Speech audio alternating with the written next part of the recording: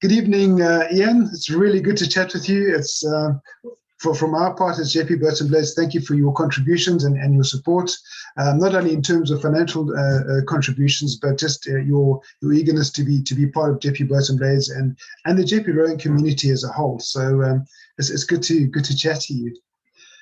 Yeah, thanks, Greg.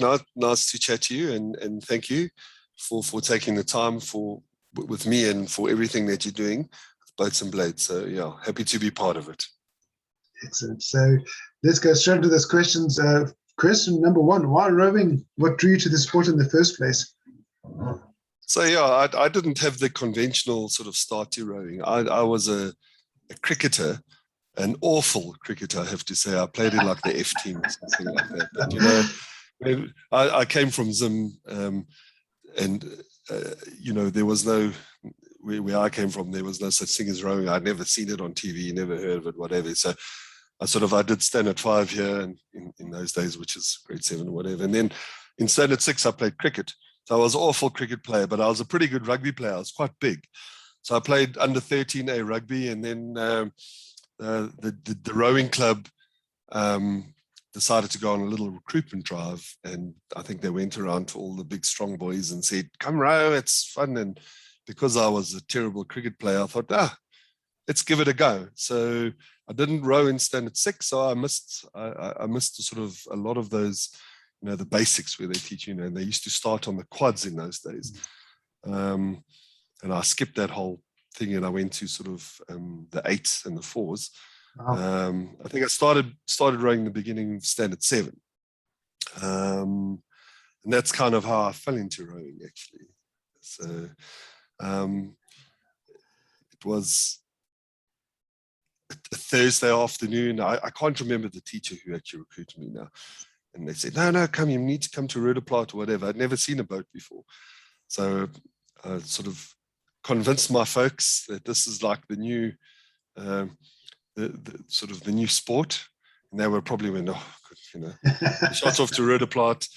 And I sat in the boat for the first time, rowing up to the start at Rudderplaat. We only did 1,000 meters because we were youngsters, but I'd never held a blade before.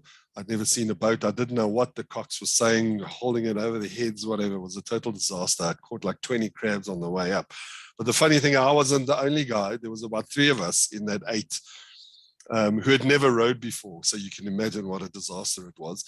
And it was in the Alley Cat. Now, I think there's maybe a new Alley Cat, but this was... Yes. This was a very old boat with wooden blades. Yeah. And I know it well. The Alley Cat was the first 8 boat. In fact, the Alley Cat won SA champs in 81. Oh, 1981. Goodness gracious. It was a new boat in 81. New boat in 81, and it won champs. So yeah. Oh, that's fantastic.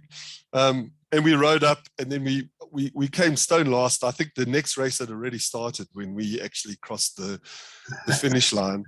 And, you know, my knuckles were bloodied and I'd caught 10 crabs and what have you, but I was hooked.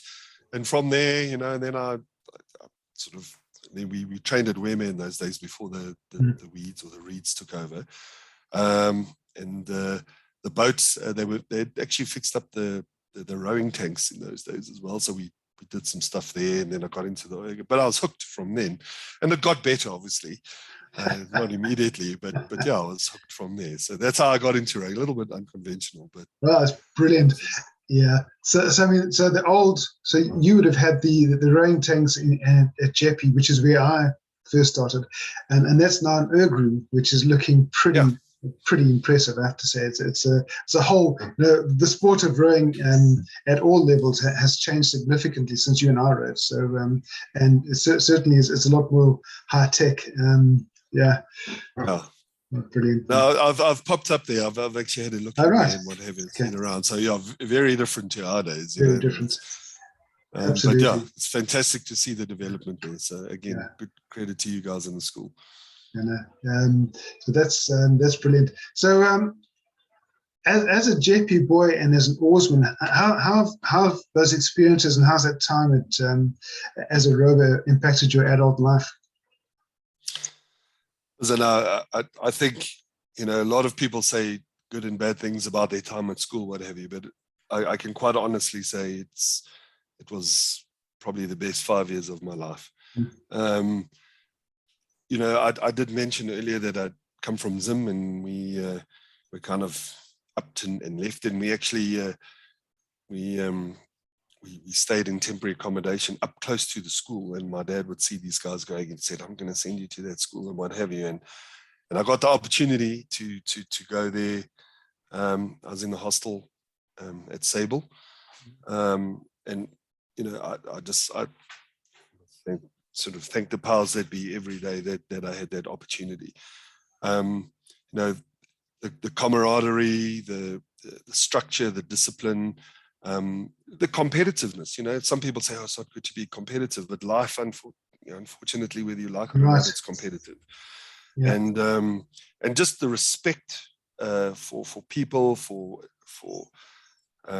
elders, for young people, just that whole interaction, and it stood me, those principles of what I've just mentioned have stood me in good stead my whole life, and that teamwork, I didn't mention that. Certainly from a rowing perspective, I told you about that first little disaster, but within 2 or 3 weeks, that same crew, we were flying, and the guys were good and they helped us out, and so that whole teamwork thing, and being able, I think one of the biggest skills that I picked up from there was being able to talk to people and socialize with people, and that is a personality thing, but certainly Jeppe brought out the best of me without a shadow of a doubt. So yeah, I think, like I said, thankful every day that I had the opportunity to go there.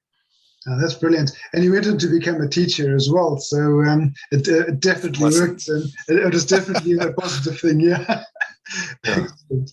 So we've spoken earlier just briefly about the Jeppe Boats and Blades initiative and the Jeppe community. What are your thoughts about what we're doing and the fact that we're equipping the club and building the community as well? Well, I think it's fantastic. So firstly, I'll touch on the Jeppe community as a whole. I've been involved in it for many years, and as you referred to our previous conversation, I think it's absolutely essential that the old boys get involved and help support the school. I think it's a phenomenal initiative. As I said, the success that you guys have seen in just the short 18 months with the new boat, and then subsequently all the other boats is fantastic. So it's fantastic to see Jeppe doing well. From a rowing perspective, it's had its ups and downs over the years, but it's fantastic to see it doing well. And we saw that, we spoke earlier about the results this weekend. So absolutely phenomenal. Well done to you guys. Yeah. And thank you, and well done to the boys as well. They have been absolutely I think we lost a season, almost a season and a half, really, and for them to come back and into putting that kind of performance, just makes us all very proud, because we remember our days as oarsmen and what it meant to us, So really, really good. So the last question then is, from your time as a Jeppe oarsman, would you like to share just one particular memory that you recall with great fondness? So I think the one, my favorite one is what I told you about when I got into the alley cat. But there was in 1989, I was rowing in the third 8, and we had a very good season at the third 8s. We actually we had won quite a few sort of races during the year. We fell short at SHM, so I think we came second, but we won Crew of the Year at the rowing dinner. But that particular year, the third 4 that I rowed in, we managed to win SHMs. And that night, as you do, we all stayed over, and the folks were all sort of camping and what have you, as you do. And that particular day, I'd swapped my Jeppe shirt with the St. Andrews rower. I've still got that shirt, actually, Oh, wow. the little vest. We rode in sort of more full things. And we were up to no good as you did those days. And I hate to say it, but I think there was a few illicit beverages that might have flowed. Anyway, we were walking around up to no good, and we found a speedboat, and we took the speedboat out. This was like at 12 o'clock at night or whatever, and just for a little spin or whatever. And when we came back, there was this guy standing there, and he looked like thunder, and he was sort of really giving it to us.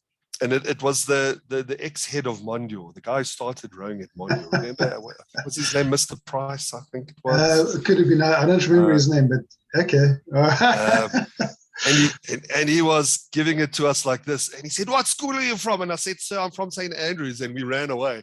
So I think St. Andrews, obviously, they must have got it in the neck the next day, because we stole someone's speedboat. Not stole it, but we took it for a bit of a joyride. So Jeppe got away scot-free.